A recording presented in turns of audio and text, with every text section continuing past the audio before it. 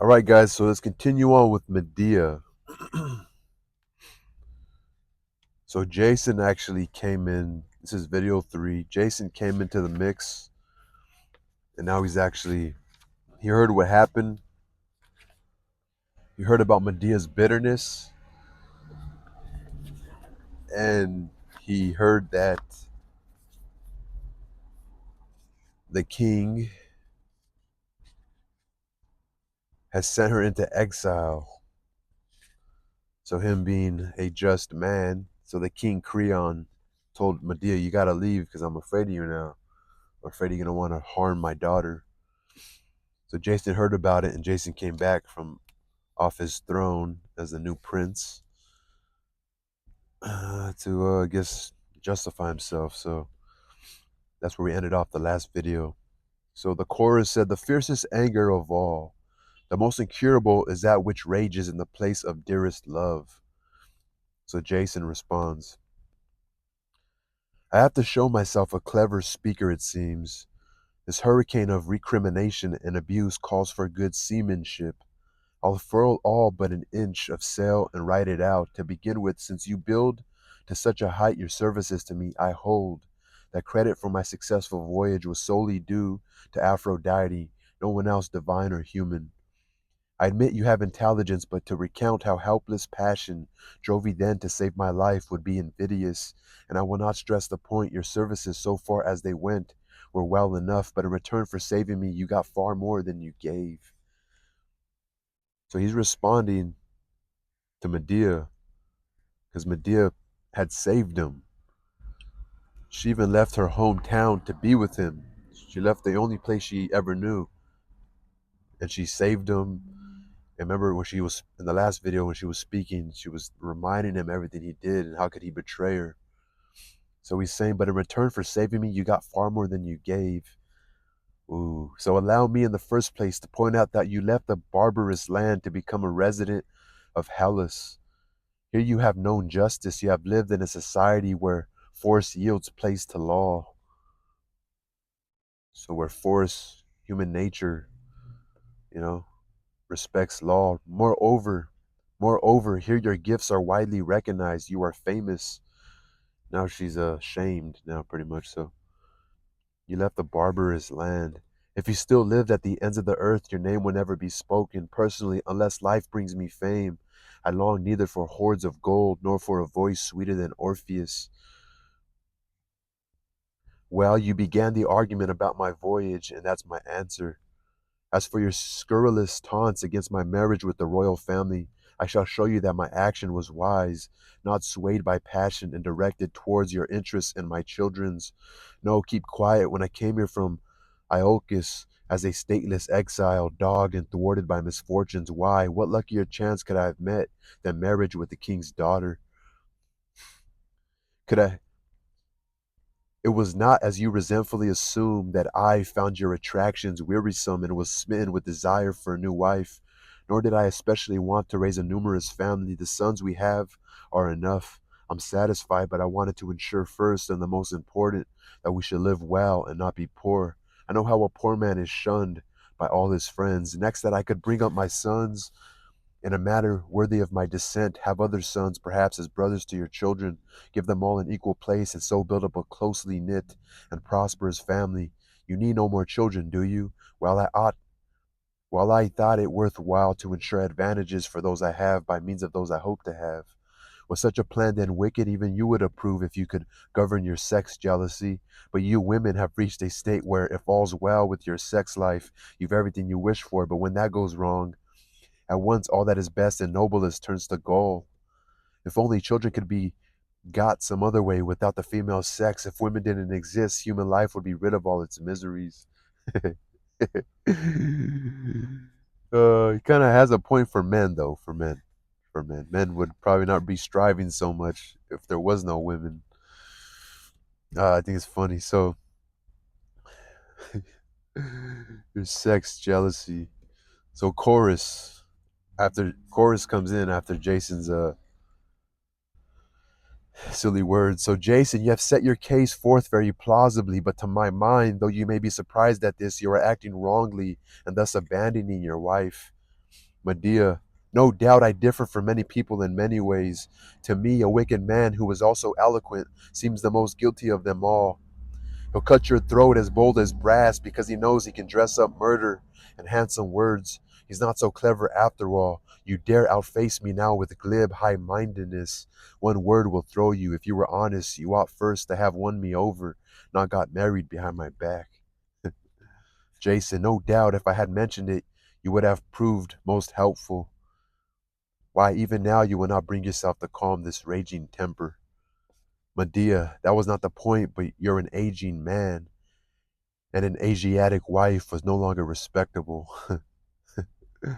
Jason, understand this. It's not for the sake of any woman that I have made this royal marriage, but as I've already said, to ensure your future and to give my children brothers of royal blood and build security for us all. Medea, I loathe your prosperous future. I'll have none of it, nor none of your security. It galls my heart. GALLS. It galls my heart. Jason, you know you'll change your mind and be more sensible. You'll soon stop thinking good is bad and striking these pathetic poses when in fact you're fortunate. Medea, go on, insult me. You have a roof over your head. I'm alone, in exile. Like, go on, insult me. You have a roof over your head. I'm alone. I am alone, in exile. Jason, it was your own choice. Blame no one but yourself. Medea, my choice? What did I do? Did I make you my wife and then abandon you? Ooh, she has a point there. I'm going to highlight that. Jason, you called down wicked curses on the king and his house. Medea, I did. On your own house, too. Fate sends me as a curse. Jason, I'll not pursue this further. If there's anything else I can provide to meet the children's needs or yours, tell me. I'll gladly give whatever you want or send letters of introduction, if you like, to friends who will help you. Listen, to refuse such help is mad. You're everything to gain if you give up this rage. Or you've everything to gain if you give up this rage. Medea, nothing would induce me to have dealings with your friends, nor to take any gift of yours, so offer none. A lying traitor's gifts carry no luck. Jason, very well. I'll call the gods to witness that I have done my best to help you and the children. You make no response to kindness. Friendly overtures you obstinately reject, so much the worse for you. Medea, too long out here. You are go, you have spent too long out here. You are consumed with craving for your newly won bride. Go enjoy her. Exit Jason. Medea continues, it may be, and God uphold my words, that this your marriage day will end with marriage lost, loathing and horror left. Ooh, so that's her bitterness. And God uphold my words, that this your marriage day will end with marriage lost, loathing and horror left. Chorus. Visitations of love that come raging and violent on a man, bring him neither good repute nor goodness. But if Aphrodite descends in gentleness, no other goddess brings such delight. Never, Queen Aphrodite, loose against me from your golden bow, dipped in sweetness of desire, your inescapable arrow. Dipped in sweetness of desire, your inescapable arrow. Let innocence, the god's loveliest gift, choose me for her own. Never may the dread Cyprian craze my heart to leave old love for new, sending to assault me. Angry disputes and feuds unending, but let her judge shrewdly the loves of women and respect the bed where no war rages. So Chorus is speaking to the gods, like, let innocence, the god's loveliest gift, choose me for her own. Never may the dread Cyprian, never may the dread Cyprian craze my heart to leave old love for new, sending to assault me. Angry disputes and feuds unending, but let her judge shrewdly the loves of women and respect the bed where no war rages. Oh, my country, my home, may the gods save me from becoming a stateless refugee. So chorus is pretty much like chorus is the third eye in the room, seeing it from that point of view, like the reader's point of view. And it's pretty much saying, oh, don't let me become this situation. I don't want to be Medea, nor do I want to be Jason.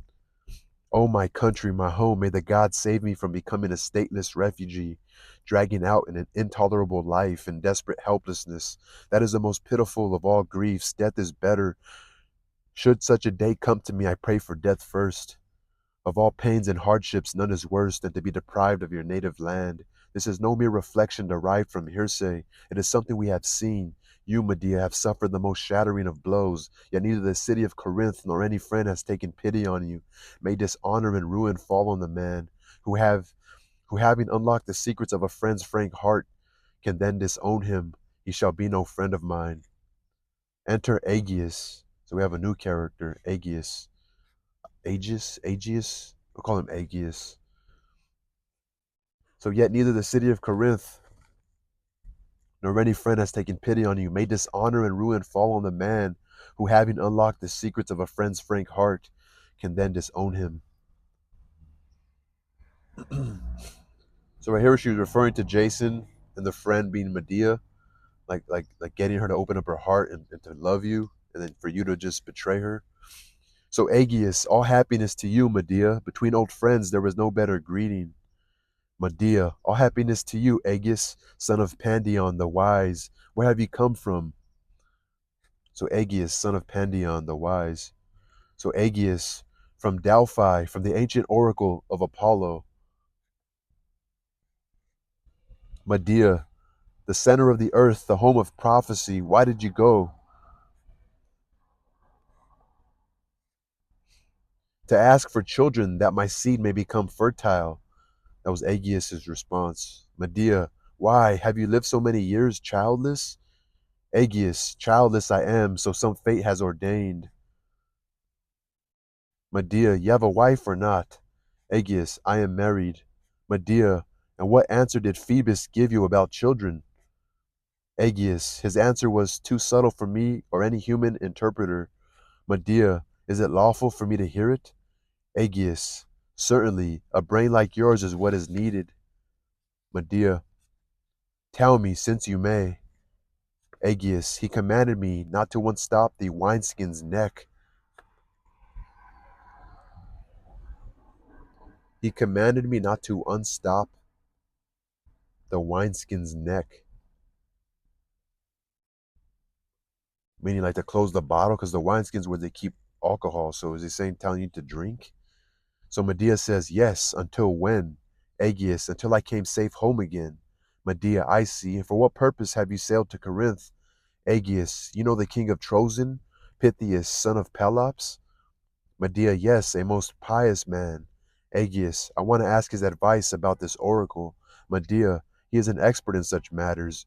Aegeus, yes, and my closest friend. We went to the wars together. Medea, I hope you will get all you long for and be happy. Aegeus, but you are looking pale and wasted. What is the matter? Medea, Aegeus, my husband's the most evil man alive. Aegeus, why? What's this? Tell me all about your unhappiness. Medea, Jason has betrayed me, though I never did him wrong. Aegeus, what has he done? Explain exactly. Medea, he has taken another wife and made her mistress of my house. Aegeus, but such a thing is shameful. He has never dared.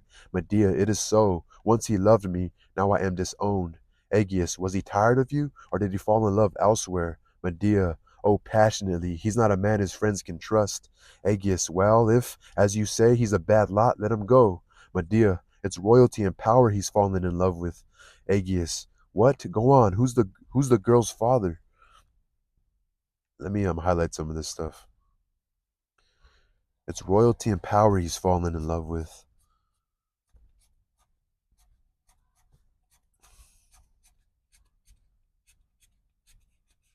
So he commanded me not to unstop the wineskins, or not to drink, so not to unstop. So the wines, so it seems like the wineskins is closed. He's telling them not to drink, like don't drink, don't unstop something that's stopped. So I get it now. So king of Trozen, Pythias, son of Pelops, and most pious man, also his closest friend. so so go on. Who's the girl's father? So Medea, Creon, king of Corinth. Aegeus, I see. Then you have every reason to be upset. Medea, it is the end of everything. What's more, I'm banished. Aegeus, worse still, extraordinary. Why? Who has banished you? Medea, Creon has banished me from Corinth. Aegeus, and does Jason accept this? How disgraceful. Medea, oh no, he protests, but he's resolved to bear it bravely. Aegeus, see, I touch your beard as a suppliant. Embrace your knees, imploring you to have pity on my wretchedness. Have pity, I'm in exile. Let me not be friendless. Receive me in Athens. Give me a welcome in your house. So may the gods grant you fertility and bring your life to a happy close. You have not realized what good luck chance has brought you. I know certain drugs whose power will put an end to your sterility. I promise you shall beget children. So beget sterility or fertility. May the gods grant you fertility. Put an end to your sterility, like being sterile. Aegeus, I am anxious for many reasons to help you in this way, Medea. First, for the God's sake, then this hope you've given me of children, for I've quite despaired of my own powers. Then this is what I'll do. Once you can get to Athens, I'll keep my promise and protect you all I can. But I must make this clear first. I do not intend to take you with me away from Corinth. If you come yourself to Athens, you shall have sanctuary there. I will not give you up to anyone, but first get clear of Corinth without help. The Corinthians too are friends of mine, and I don't wish to give offense.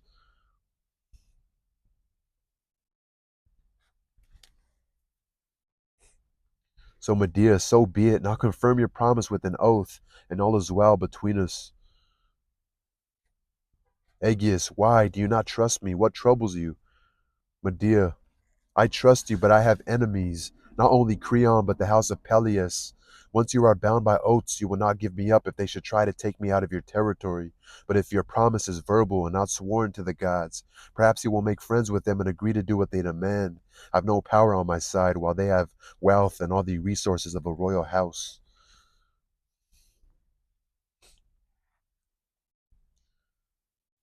If your promise is verbal and not sworn to the gods, Aegeus, your forethought is remarkable, but since you wish it, I have no objection. In fact, the taking of an oath safeguards me, since I can confront your enemies with a clear excuse, while you while you have full ex, while you have full ex, while you have full security. So name your gods. Your forethought is remarkable. So Medea, swear by the earth under your feet, by the sun, my father's father, and the whole race of gods. Aegeus, tell me what I shall swear to do or not to do. Medea, never yourself to expel me from your territory, and if my enemies want to take me away, never willingly while you live to give me up to them. Aegeus, I swear by earth and by the burning light of the sun and all the gods to keep the words you have just spoken. Medea, I am satisfied, and if you break your oath, what then? Aegeus, then may the gods do to me as to all guilty men. Medea, go now, and joy be with you. Everything is well. I'll reach your city as quickly as I can when I have carried out my purpose and achieved my wish. Aegeus clasps her hand and hurries off. I'll reach your city as quickly as I can when I have carried out my purpose and achieved my wish. So if I was Aegeus, I said, well, what's your purpose? What are you going to do? Like, but he's not thinking, I don't know. That's kind of that was that opportunity for this situation to be stopped, for the tragedy, tragedian. So chorus, I don't know if I kind of want to end it right there. Kind of want to end it right there. Yeah, I'm going to end it right there. And we'll begin with a little recap. And then a chorus, Chorus begins. Peace.